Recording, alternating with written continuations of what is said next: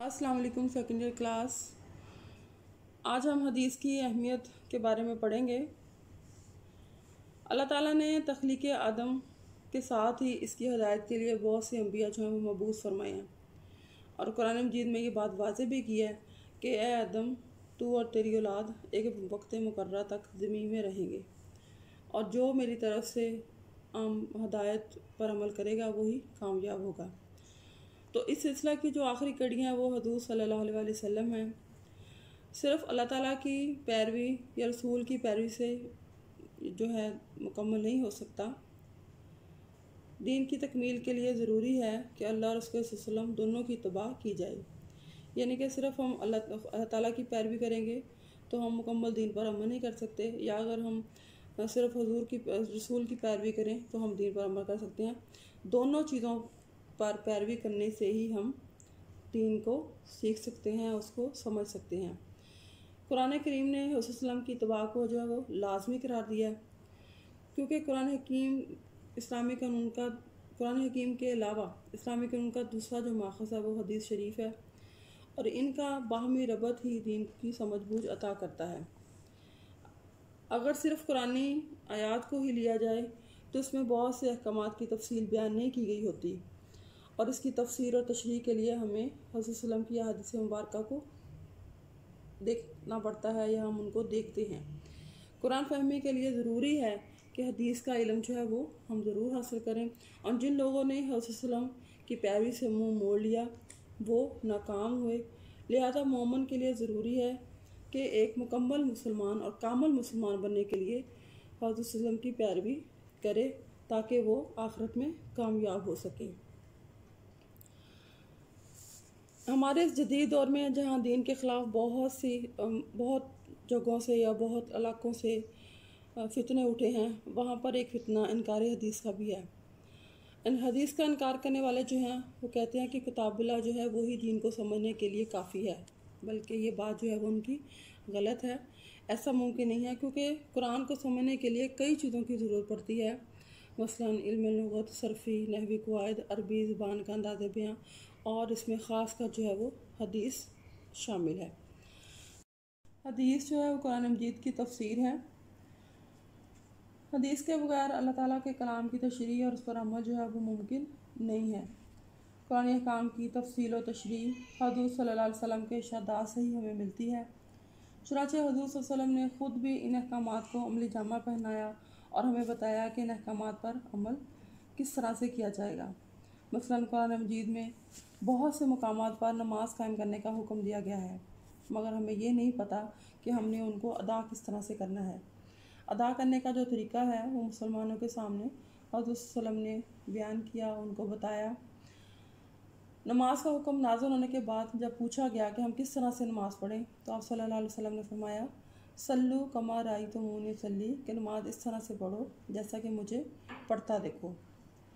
اسی طرح سے قرآن مجید میں بہت سی جگہوں پہ زکوٰۃ کے بارے میں ارشاد ہوا ہے، وَآتُوا الزَّکَاةَ، اور زکوٰۃ ادا کرو۔ اب زکوٰۃ کیسے ادا کرنی ہے، کب ادا کرنی ہے، کن حالات میں زکوٰۃ کتنی فرض ہے، زکوٰۃ کا نصاب کیا ہے، تو یہ تمام چیزیں جو ہیں یہ ہمیں حضور صلی اللہ علیہ وسلم کی سنت سے ہی ملتی ہیں۔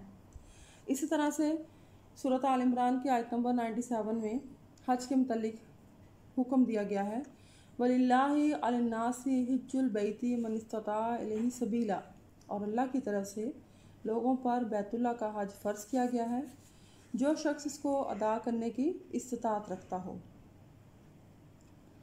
اسی طرح سے روزہ، زکوٰۃ اور حج کے احکامات اور بہت سے ضروری مسائل کی تمام تر تفصیلات اور ان کی تشریح ہمیں حدیث مبارکہ سے ہی ملتی ہے۔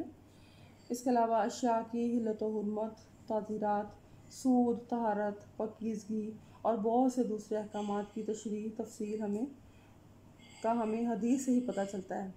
غرض کہ ہم کہہ سکتے ہیں کہ حدیث کے بغیر قرآن کو سمجھنا ممکن نہیں ہے۔ اب ہم آگے دیکھتے ہیں اطاعت رسول صلی اللہ علیہ وسلم کا حکم۔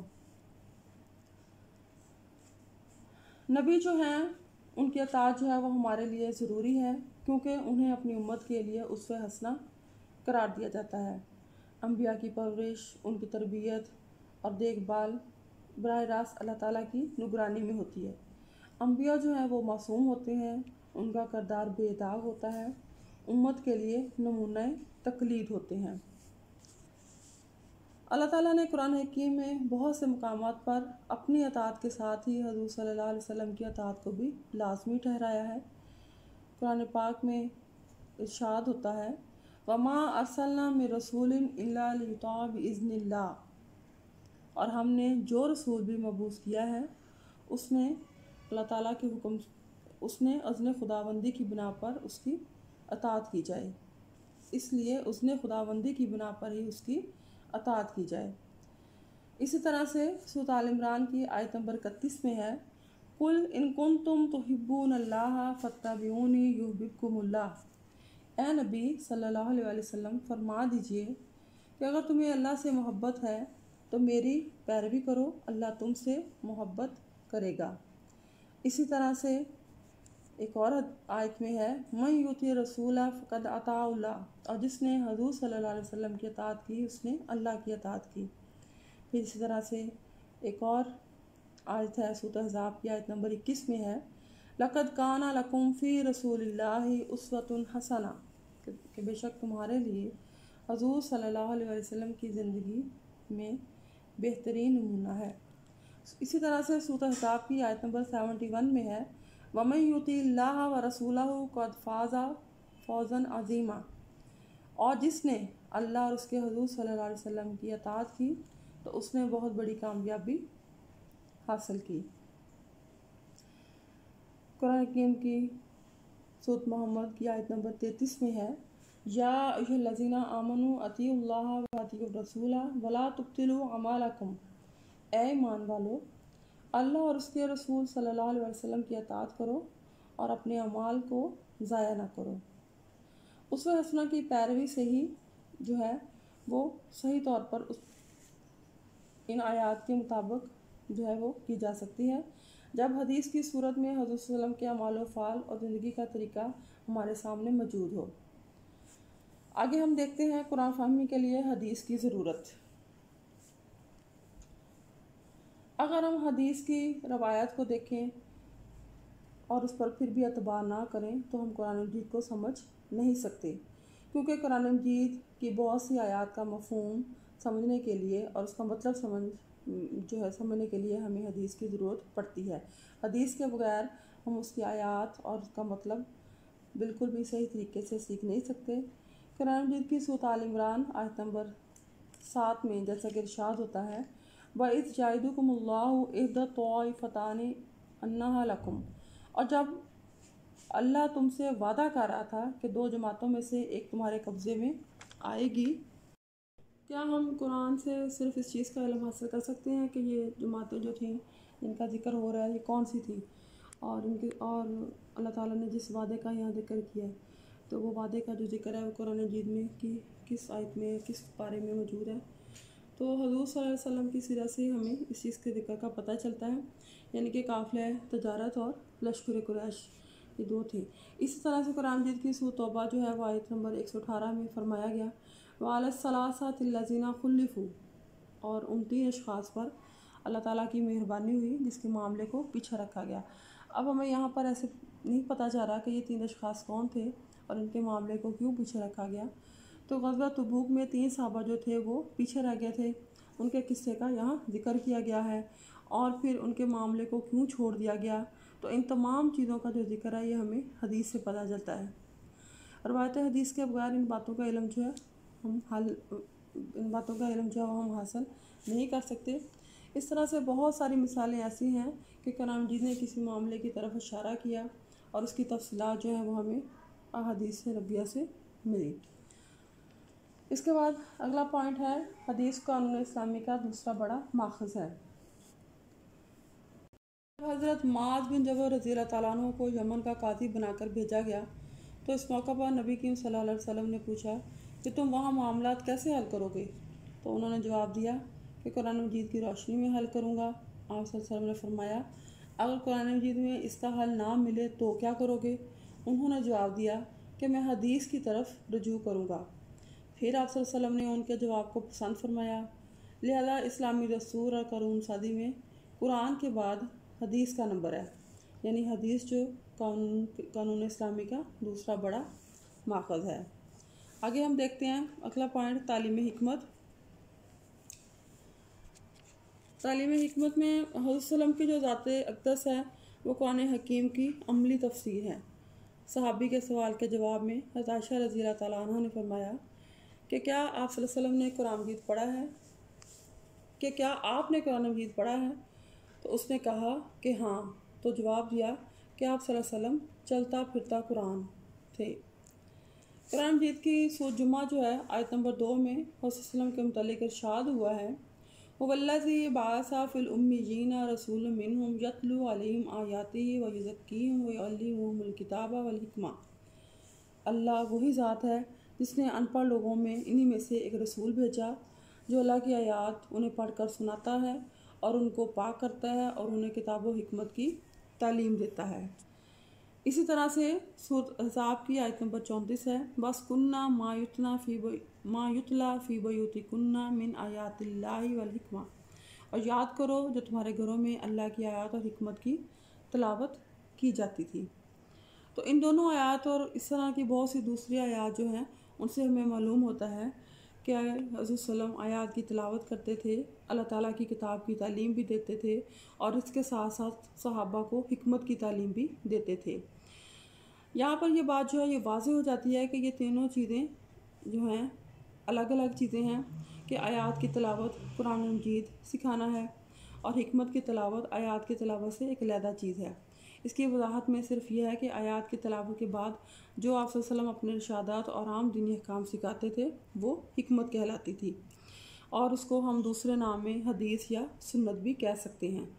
حضرت صلی اللہ علیہ وسلم نے اپنی ایک حدیث میں ارشاد فرمایا ہے کہ آگاہ رہو، مجھے قرآن عطا کیا گیا اور اس کے ساتھ اس کی مثل ایک اور چیز بھی دی گئی، اور اس دوسری چیز کا نام جو ہے وہ حدیث نبوی صلی اللہ علیہ وسلم ہے۔ آگے ہم دیکھتے ہیں ایک اور پوائنٹ، حضور صلی اللہ علیہ وسلم کی تاکید۔ حضور صلی اللہ علیہ وسلم نے حدیث و سنت پر عمل کرنے کا بار بار حکم دیا۔ حجۃ الوداع کے موقع پر آپ صلی اللہ علیہ وسلم نے ارشاد فرمایا کہ میں تمہارے درمیان 2 چیزیں چھوڑے جا رہا ہوں، اور جب تک ان پر قائم رہو گے گمراہ نہ ہوگے، وہ ہے کتاب اللہ اور نبی کی سنت۔ اسی طرح سے آپ صلی اللہ علیہ وسلم نے ایک اور جگہ پر ارشاد فرمایا کہ میری تمام امت جنت میں جائے گی سوائے اس کے کہ جو انکار کرے۔ صحابہ رضی اللہ عنہم نے عرض کیا، یا رسول اللہ صلی اللہ علیہ وسلم کون انکار کرے گا؟ آپ صلی اللہ علیہ وسلم نے فرمایا، جس نے میری اطاعت کی وہ جنت میں داخل ہوا، اور جس نے نافرمانی کی اس نے انکار کیا۔ اسی طرح سے آپ صلی اللہ علیہ وسلم نے ایک اور جگہ پر فرمایا، جس نے میری اطاعت کی اس نے اللہ کی اطاعت کی، اور جس نے میری نافرمانی کی اس نے اللہ کی نافرمانی کی۔ ایک اور حدیث مبارکہ میں ہے کہ اللہ کا رسول جو کچھ حرام قرار دے وہ ویسا ہی حرام ہے جیسا کہ اللہ کا حرام کیا ہوا ہے۔ اسی طرح سے آپ نے ایک اور موقع پر فرمایا، خدا کی قسم میں نے جن باتوں کا حکم دیا ہے اور جو نصیحتیں کی ہیں اور جن کاموں سے منع کیا ہے وہ بھی قرآن ہی کی طرح ہیں۔ اب ہم دیکھتے ہیں نمبر 7 پوائنٹ، سبیل المومنین کی اتباع اور صحابہ رضی اللہ تعالیٰ عنہم کا کردار۔ صحابہ کرام رضی اللہ عنہم کے ہر عمل میں سنت و حدیث کی پوری چمک دمک جو ہے وہ ہمیں نظر آتی ہے۔ صحابہ کرام رضی اللہ تعالیٰ عنہم کو حضور صلی اللہ علیہ وسلم کے ہر ایک عمل سے بہت زیادہ پیار اور انس تھا۔ وہ تو حضور صلی اللہ علیہ وسلم کے حکم کے انتظار میں رہتے تھے۔ ایک دفعہ عبداللہ بن مسعود رضی اللہ تعالیٰ عنہ مسجد میں تشریف لائے، جبکہ حضور صلی اللہ علیہ وسلم پر نور جمعہ کا خطبہ جو ہے وہ ارشاد فرما رہے تھے۔ آپ صلی اللہ علیہ وسلم کی زبان مبارک سے یہ الفاظ نکلے، بیٹھ جاؤ۔ عبداللہ بن مسعود رضی اللہ تعالیٰ عنہ دروازے میں تھے، ایک قدم اندر ہے اور دوسرا باہر، اور دروازے میں جوتیاں بھی پڑی ہیں، مگر حضور صلی اللہ علیہ وسلم کے حکم کی تعمیل میں بیٹھ گئے۔ بعد میں جب پوری بات سنی تو پتہ چلا کہ یہ حکم مجھے نہیں دیا گیا، لہٰذا آپ اٹھ کر اندر آ گئے۔ قرآن مجید میں سورۃ النساء کی آیت نمبر 115 میں ارشاد ہوتا ہے، وَمَن يُشَاقِقِ الرَّسُولَ مِن بَعْدِ مَا تَبَيَّنَ لَهُ الْهُدَىٰ وَيَتَّبِعْ غَيْرَ سَبِيلِ الْمُؤْمِنِينَ نُوَلِّهِ مَا تَوَلَّىٰ وَنُصْلِهِ جَهَنَّمَ وَسَاءَتْ مَصِيرًا۔ اور جو شخص ہدایت کے واضح ہو جانے کے بعد حضور صلی اللہ علیہ وسلم کی مخالفت کرے گا اور مومنوں کے راستے سے اللہ کسی راستے کی پیروی کرے گا تو ہمیں ہم اسے اسی راستے کے حوالے کر دیں گے جس کا رخ اس نے کیا، اور اسے جہنم میں داخل کریں گے، اور وہ برا ٹھکانہ ہے۔ یہاں پر بھی دیکھیں کہ مومنوں کے راستے کو چھوڑ کر دوسرا راستہ اختیار کرنے والے کے لیے جہنم کی وہی سنائی گئی ہے۔ مومنوں کا اب یہاں پہ بھی یہ سوال یہ ہے کہ مومنوں کا راستہ کیا تھا، اور سلسلے میں جب ہم صحابہ کرام رضی اللہ تعالیٰ عنہ کے طرز عمل کو دیکھتے ہیں تو ہمیں پتہ چلتا ہے کہ حضور صلی اللہ علیہ وسلم کے صحابہ اللہ کی کتاب کے بعد ہمیشہ حضور صلی اللہ علیہ وسلم کی سنت اور حضور صلی اللہ علیہ وسلم کے قول و فعل پر عمل کرتے تھے، اور اس کی جستجو میں اور اس کی تلاش میں لگے رہتے تھے، اور ہمیشہ اسی کو اپناتے تھے اور اسی پر چلتے تھے۔ اگلا پوائنٹ ہم دیکھتے ہیں مسلمانوں کے اتحاد کا ذریعہ یا مسلمانوں کا باہمی اتحاد و اتفاق۔ حضور صلی اللہ علیہ وسلم کی سنت جو ہے وہ مسلمانوں کے اتحاد و اتفاق کا ایک اہم ذریعہ ہے۔ دینی احکام میں جو بھی میانہ روی ہے وہ حدیث کے بغیر ممکن نہیں ہو سکتی۔ اگر ہر شخص قرآن کے متعلق خود سے باتیں کرنا شروع کر دے تو اس طرح سے مسلمانوں میں اختلاف پھیل جائے گا، اتحاد جو ہے وہ پارا پارا ہو جائے گا، اور جو امت مسلمہ مختلف فرقوں میں جو ہے وہ تقسیم ہو جائے گی۔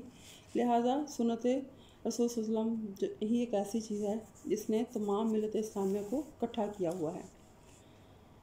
حدیث و سنت پر عمل کرنا جو ہے وہ اتحاد کا ذریعہ، مین ذریعہ ہے۔ صحابہ کرام صلی اللہ علیہ وسلم کا یہ عالم تھا کہ جب کسی مسئلہ میں اختلاف ہوتا تو حدیث کی طرف رجوع کرتے اور اتفاق کر لیتے۔ جب حضرت صلی اللہ علیہ وسلم کی تدفین کا مسئلہ پیش آیا تو حضرت ابوبکر صدیق رضی اللہ تعالیٰ عنہ نے حدیث سنائی کہ نبی جہاں فوت ہوتا ہے اسی جگہ تدفین ہوتی ہے۔ اس طرح حضرت ابوبکر صدیق رضی اللہ تعالیٰ عنہ نے انتخاب خلیفہ کے وقت یہ حدیث سنائی کہ امام قریش میں سے ہوگا، تو سب نے اس بات پر اتفاق کیا۔ حضرت صلی اللہ علیہ وسلم کی حدیث بھی ہے اس بارے میں، اتحاد کے بارے میں، کہ جماعت رحمت ہے اور تفرقہ بازی عذاب ہے۔ آگے ہم دیکھتے ہیں حدیث کی تاریخی اہمیت کیا ہے۔ دینی مسائل اور احکام شریعت کے علاوہ حدیث سے ہمیں حضرت صلی اللہ علیہ وسلم کے بہت سی تاریخی باتوں واقعات کا بھی پتہ چلتا ہے، جس میں حضرت صلی اللہ علیہ وسلم کے غزوات، آپ صلی اللہ علیہ وسلم کی خصائل و عادات مبارکہ، آپ صلی اللہ علیہ وسلم کی پسند ناپسند، آپ صلی اللہ علیہ وسلم کی ازواج مطہرات کے ساتھ آپ صلی اللہ علیہ وسلم کا سلوک، آپ صلی اللہ علیہ وسلم کا طرز عمل، اس کے علاوہ آپ صلی اللہ علیہ وسلم کی زندگی، دشمنوں کے ساتھ آپ کا برتاؤ، دوستوں کے ساتھ آپ کا رویہ، یہ سب باتیں جو ہیں یہ ہمیں حدیث سے ہی پتہ چلتی ہیں۔ لہٰذا یہ حدیث جو ہے اس کی مطلب اس تاریخی اہمیت جو ہے وہ ہمیں حدیث سے ہی پتہ چلتی ہے۔ اب آگے ہم دیکھتے ہیں حدیث کی ادبی، ثقافتی اور معاشرتی اہمیت۔ حدیث و سنت کو بھی وحی کا درجہ حاصل ہے۔ فرق یہ ہے کہ قرآن کو وحی جلی اور حدیث کو جو ہے ہم وحی خفی کہتے ہیں۔ چونکہ شریعت اسلامیہ جو ہے میں احکامات کا جو سرچشمہ ہے وہ حضور صلی اللہ علیہ وسلم کی ذات گرامی ہے، جس کی دو صورتیں ہیں کہ پہلا قرآن حکیم ہے جو کہ ہمارے پاس وحی جلی کی صورت میں ہے، اور دوسری حدیث ہے جسے ہم وحی خفی بھی کہتے ہیں، جو کہ آپ کو اسٹوڈنٹس میں آپ کو فرسٹ لیکچر میں بھی بتا چکی ہوں۔ حضرت صلی اللہ علیہ وسلم کا ہر عمل جو ہے وہ حکم الہی کے تابع تھا۔ آپ صلی اللہ علیہ وسلم نے اپنی طرف سے کوئی بات نہیں کی، کوئی قدم نہیں اٹھایا جب تک کہ اللہ کا حکم نہ آتا۔ آپ صلی اللہ علیہ وسلم خاموش رہتے، جیسا کہ قرآن مجید کی سورۃ نجم کی آیت میں ہے، وَمَا يَنطِقُ عَنِ الْهَوَىٰ إِنْ هُوَ إِلَّا وَحْيٌ يُوحَىٰ۔ نبی اپنی طرف سے کچھ نہیں کہتا بلکہ وہی کچھ کہتا ہے جو اس پر نازل ہوتا ہے۔ احادیث نبویہ نے ہی عربی ادب کو ایک خاص رنگ دیا، اور عربی ادب کے بارے میں بہت سے اصول و ضوابط بھی بنائے۔ اس طرح عربی تہذیب و ثقافت کو پھیلانے میں حدیث نے بہت اہم کردار جو ہے وہ ادا کیا ہے۔ حدیث کی روایت سے متاثر ہو کر ایک خاص طرز زندگی اپنانے پر تیار بھی ہوئے۔ ان تمام پہلوؤں سے بھی حضرت صلی اللہ علیہ وسلم کی اہمیت کا اندازہ لگانے میں ہمیں کوئی مشکل یا دقت پیش نہیں آتی۔ حدیث کے بارے میں بہت سے فقہا کے جو ہیں وہ اقوال بھی ہیں۔ تمام فقہا نے اس بات کو برملا اور کھلم کھلا کہا ہے کہ اگر ہمارے اقوال کے مقابلہ میں کوئی ضعیف حدیث بھی آ جائے تو ہمارے قول کو پھینک دو اور حدیث کو قبول کر لو۔ حضرت امام ابو حنیفہ رحمۃ اللہ علیہ فرماتے ہیں کہ میرے قول کو حدیث نبی صلی اللہ علیہ وسلم اور قول صحابہ رضی اللہ تعالیٰ عنہ کی موجودگی میں ترک کر دو۔ اسی طرح سے ایک اور جگہ پہ ہے کہ جو بات حضور صلی اللہ علیہ وسلم سے منقول ہے وہ بصر و چشم قبول ہے۔ امام مالک رحمۃ اللہ علیہ سے منقول ہے کہ میں ایک انسان ہی ہوں، غلط اور صحیح دونوں قسم کے فتوے دے سکتا ہوں، میری رائے میں غور کرو، اگر کتاب و سنت کے مطابق ہو تو قبول کرو ورنہ رد کر دو۔ ایک دفعہ امام مالک رحمۃ اللہ علیہ نے روضہ رسول صلی اللہ علیہ وسلم کی طرف اشارہ کیا اور فرمایا کہ ہر شخص کی بات صحیح تسلیم کی جا سکتی ہے، غلط ٹھہرائی جا سکتی ہے، مگر قبر والے کی ہر بات واجب و تسلیم ہے۔ امام شافعی رحمۃ اللہ علیہ اور امام احمد بن حنبل رحمۃ اللہ علیہ سے بھی اس قسم کے اقوال منقول ہیں۔ آخرکار حدیث رسول صلی اللہ علیہ وسلم جو ہے وہ شریعت اسلامیہ کا بنیادی عنصر ہے۔ قرآن مجید کی تفسیر و تشریح کا جو ہے وہ ہمیں اس سے پتہ چلتا ہے، اطاعت رسول صلی اللہ علیہ وسلم کی بنیاد بھی ہے، اور عبادات اور احکامات کی تفصیل و تشریح جو ہے اس کا بھی ہمیں اسی سے پتہ چلتا ہے۔ اسی لیے تو رسول صلی اللہ علیہ وسلم نے فرمایا تھا کہ میں تم میں دو بھاری چیزیں چھوڑے جا رہا ہوں، اگر تم ان پر عمل پیرا رہو گے تو گمراہ نہیں ہوگے۔ تو وہ کیا ہیں؟ کتاب اللہ اور میری سنت۔ کسی شاعر نے کیا خوب کہا ہے رسول صلی اللہ علیہ وسلم کے بارے میں کہ کتاب ہستی کے سر ورق پر جو نام احمد رقم نہ ہوتا، کتاب ہستی کے سر ورق پر جو نام احمد رقم نہ ہوتا، تو وجود ہستی ابھر نہ سکتی وجود لوح و قلم نہ ہوتا، زمین نہ ہوتی فلک نہ ہوتا، عرب نہ ہوتا عجب نہ ہوتا، یہ محفل کن مکان نہ ہوتی اگر وہ شاہ نہ ہوتا۔ اوکے بچوں، اللہ حافظ۔